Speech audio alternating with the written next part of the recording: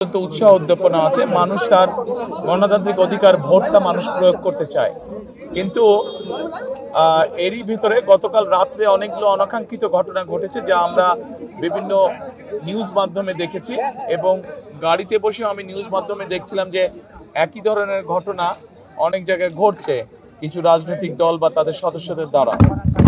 আমরা প্রত্যাশা করছি যে আইন শৃঙ্খলা বাহিনী তারা গত রাত্রেও চেষ্টা করেছেন, আজকেও নিশ্চয়ই তারা তাদের সেই চেষ্টা অব্যাহত রাখবেন যাতে মানুষ জনগণ একটি শান্তিপূর্ণ অবস্থায় তাদের ভোট প্রদান করতে পারেন। কারণ গত এক যুগেরও বেশি সময় ধরে মানুষ এই অধিকার থেকে বঞ্চিত ছিল। মানুষের মধ্যে অত্যন্ত উৎসাহ উদ্দীপনা আছে। আমি সকলকে আহ্বান করব, আসুন আমরা সকলে মেনে চেষ্টা করি মানুষ যাতে শান্তিপূর্ণভাবে সুন্দরভাবে তাদের এই অধিকারটি প্রয়োগ করতে পারে, এবং আমরা সকলে মিলে একটি আমাদের প্রত্যাশিত সুন্দর বাংলাদেশ আমরা গড়ার উদ্যোগ গ্রহণ করতে পারি। তাহলে জয়ের ব্যাপারে আমরা আলহামদুলিল্লাহ আমরা কনফিডেন্ট, আমরা আশাবাদী জয়ের ব্যাপারে।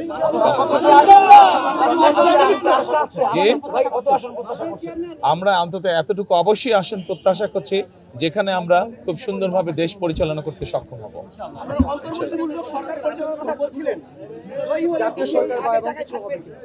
আমরা বলেছি যে আমরা যে সকল রাজনৈতিক দলকে একসাথে নিয়ে আমরা আন্দোলন সংগ্রাম করেছি, আমরা চাই আমরা কম বেশি সকলকে নিয়ে একসাথে দেশ পরিচালনা করতে। না, সারা দেশের খবর আমি এখনো পাইনি, আমি মাত্র অফিসে আসলাম। আমি 5 ঘন্টা অতিবাহিত হয়েছে, কিন্তু আমি তো ঘুরছিলাম এতক্ষণ, বিভিন্ন জায়গায় আমি গিয়েছিলাম, কাজে আমি খবর নিতে পারিনি। এরই ভিতরে আমি মোবাইলের মাধ্যমে যে বিভিন্ন আপনারা যারা সংবাদ মাধ্যম আছেন আপনাদের বিভিন্ন খবরগুলো আমি দেখছিলাম, আপনাদের খবরেই দেখলাম আমি যে বিভিন্ন জায়গায় এখনো কিছু অপ্রত্যাশিত ঘটনা ঘটছে।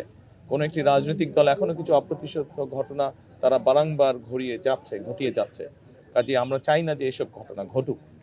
আমরা মনে করি যে মানুষ যদি বেরিয়ে আসে, সাধারণ মানুষ, এই দেশের মালিক হচ্ছে মানুষ, এবং তারা যদি বেরিয়ে আসে, তারা যদি তাদের অধিকার প্রয়োগ করে, ভোট সংখ্যা যত বেশি বাড়বে, ভোটারের সংখ্যা যত বেশি বাড়বে, আমরা বিশ্বাস করি যে সকল ধরনের ষড়যন্ত্রকে প্রতিহত করা যাবে।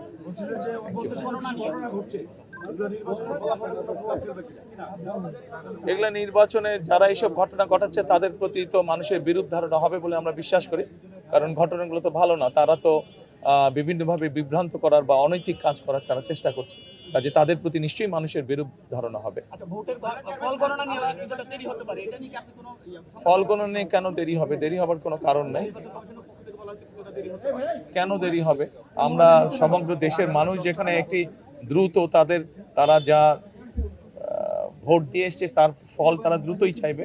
আমরা আশা করব যে নির্বাচন কমিশন চেষ্টা করবে যাতে দেশের মানুষ দ্রুত তার ভোট প্রদানের যে ফল সেটা তার মানুষকে সামনে উপস্থাপন করবে। দেখুন, আমরা 91 সালে দেখেছি নির্বাচন, আমরা 96 সালে দেখেছি, 2001 সালে আমরা নিরপেক্ষ নির্বাচন দেখেছি। স্বাভাবিক একটি তো সাধারণ টাইম ফ্রেম তো আছে। আমরা প্রত্যাশা করব যে সেই টাইম ফ্রেমের মধ্যেই জনগণ রেজাল্ট জানতে পারবে।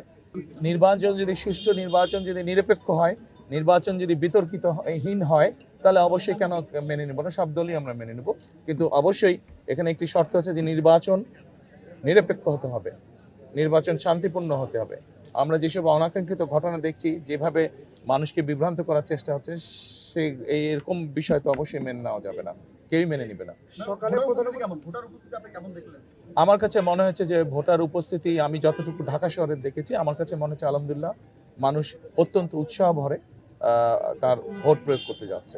এটা শুধু আমাদের আন্দোলনের সফলতা না, 17 বছর ধরে বাংলাদেশের কোটি কোটি মানুষ, কোটি কোটি ভোটারই ভোট থেকে বঞ্চিত ছিল, ভোট প্রদান থেকে বঞ্চিত ছিল।